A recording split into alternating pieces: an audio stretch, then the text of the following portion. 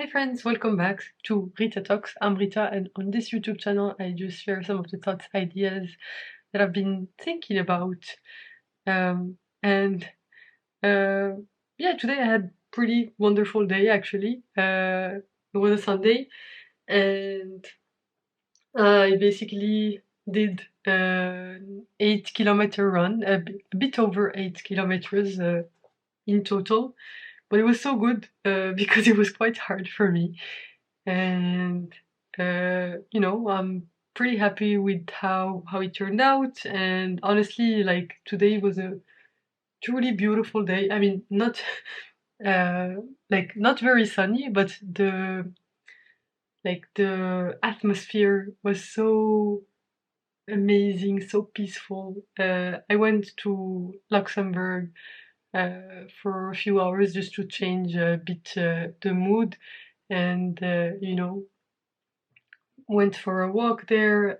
There was this ferry, not ferry, I don't know how to say, this market with different kinds of food. Like I got a burger to go. It was nice. And actually, most of the day today, I listened to a few podcasts, which I really, really enjoyed. And yeah, like most of the day, actually, like when I was running, and after that, I was also listening to some podcasts. And one uh, one podcast that I really thought was interesting uh, was this Diary of a CEO podcast episode with Aubrey Marcus. And basically, he was a Joe Rogan fan. And apparently this was like in 2008, like way before Joe Rogan became the Joe Rogan that we know today through his podcast and everything. And apparently this guy wanted to be like, he felt that Joe Rogan was his friend, but because Joe Rogan was I guess a public figure still in that time. I think he was doing comedy, from what I understand from the podcast. I'm not very familiar with Joe Rogan's work, to be honest, other than hearing him being talked about, and especially about his podcast. But anyway, apparently this guy would, meet, like he would go to his gigs, and basically he would speak to Joe Rogan, as if he was his friend, because he truly felt in his heart that he was his friend. And eventually how he actually became friends with Joe Rogan is that Joe Rogan started his podcast, and he got a company that he was working with to sponsor Joe Rogan's podcast. And that's how he became friends with Joe Rogan. He said, okay, I just need me to meet with you for 30 minutes to sign the deal. And basically they became friends, and they created like $100 million dollar company together after that, which is pretty insane.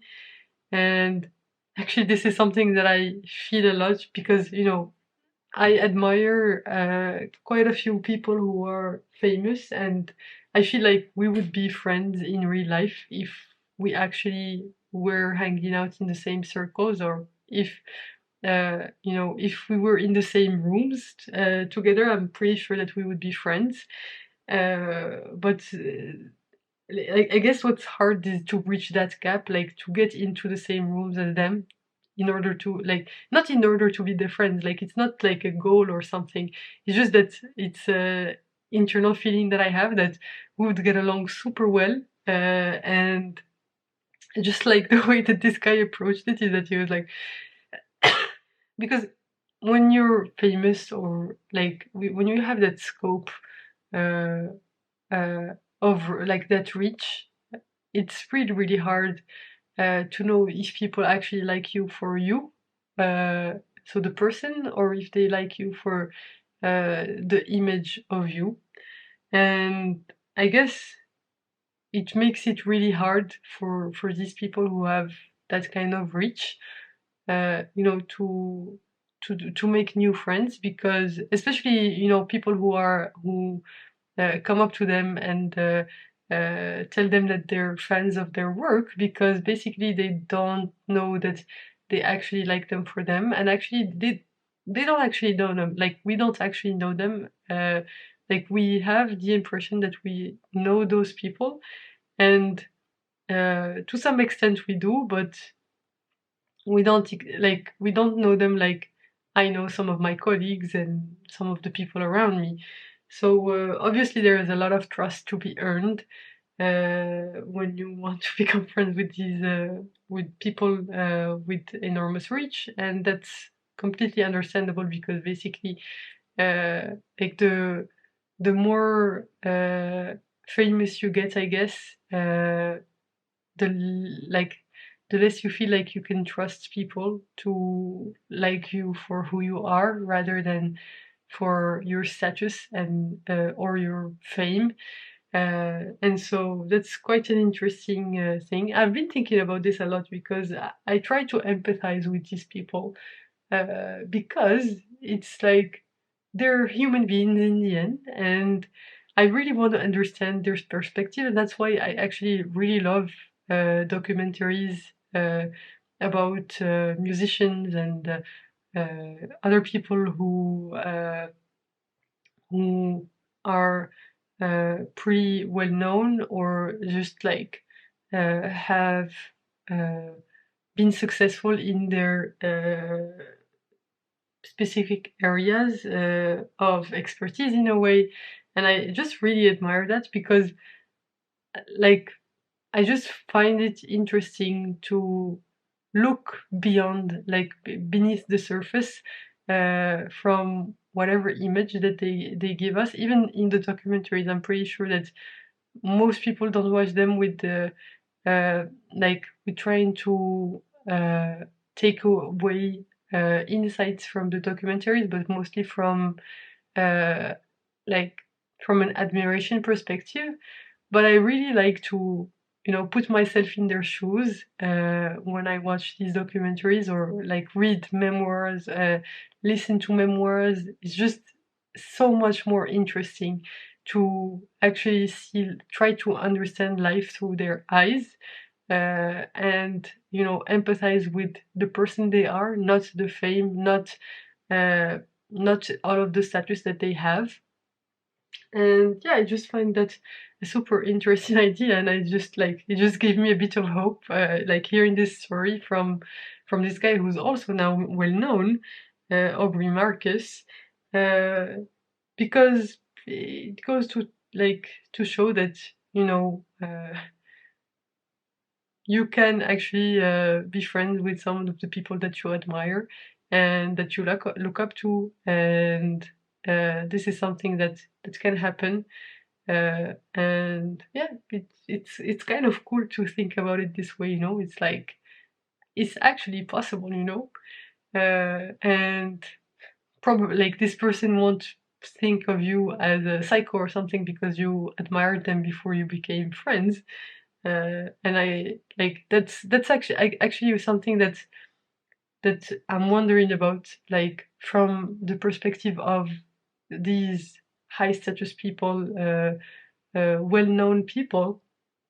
I'm wondering what they think, like of people who admire them, but like are actually cool. Like, do they view you as like some weird person and like who wants to be friends with them, or like I'm kind of curious to to understand their perspective on this, because this is personally something that I'm super curious about, and this is not a perspective that I currently have, uh, given that I'm not, I'm just a normal person right now, and it's just I would love to understand how they view things. I would love to understand how Joe Rogan viewed this guy, Aubrey. What's his name? Aubrey Marcus. And yeah, it's kind of an interesting topic. A bit, you know, hard to talk about, especially if you actually want to be someone's friend. But yeah, it's kind of interesting how these different, like the dynamics, like how the dynamics that social media creates, like the disproportionate, uh, you know, ratios. Like, say you have millions of followers, it's actually really hard to imagine that in your mind, because you only can think very, like, even 1,000 people, it's hard to, I mean, 1,000 people is a lot of people if you see them in real life, and you can't possibly imagine what it means to have millions of followers. And basically it's just such an imbalance between the number of people that are following you and you are just a one person. And then you have all of these people that want to have access to you for different reasons with different agendas. And actually, you have to protect yourself uh, as uh, as one person, because you don't know who you can trust, and you need to be able to distinguish uh, who you can trust and not trust. But at that scale, our human brain gets overwhelmed because it's really, really hard to imagine that scale, you know? It's like so large that it's actually inconceivable to the human mind.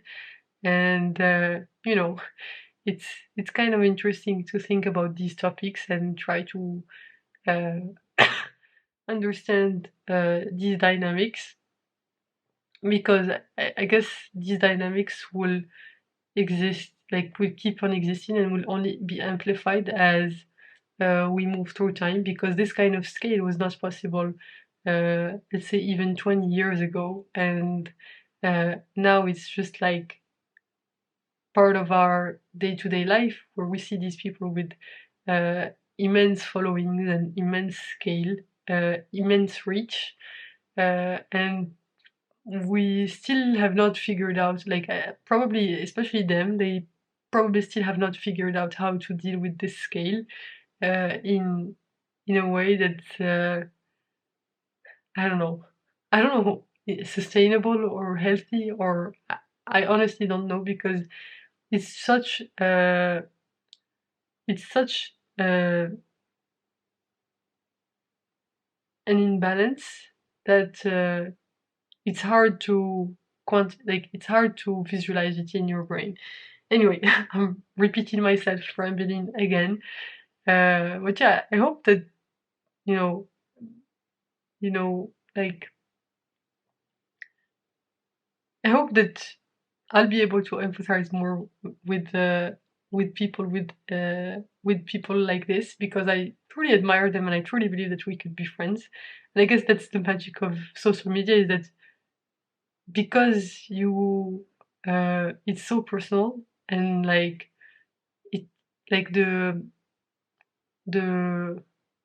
scalability of the social media uh, is so easy. It's so easy to scale to millions and millions of people, that it actually kind of feels personal when, for example, me, I'm speaking to the camera. I only need to speak to the camera once for this video to happen, and this video could potentially reach millions and millions of people. Not saying that it will, but it has the potential to do it, and uh, at no effort on my part, right? Like, once it's made, the effort is there, and it will just forever be available. I mean, not forever, but it could be forever available on the internet. And like that's the magic of of the internet, and what we're seeing here of social media, is that it's allowing for such disproportion to happen, that it's uh, it's creating new dynamics that are uh, hard to deal with, especially for these people. Like, that one person has millions and millions of followers. Like, that's absolutely insane, no? But yeah, I'm gonna stop rambling on about this topic. Yeah, I hope you're having a wonderful day, night, whichever time of day it is where you are right now. You can click here to watch my previous video on this channel, and you can click here to watch my latest video on the channel. So yeah, thanks a lot for tuning in, and I will hopefully see you in the next one. Bye!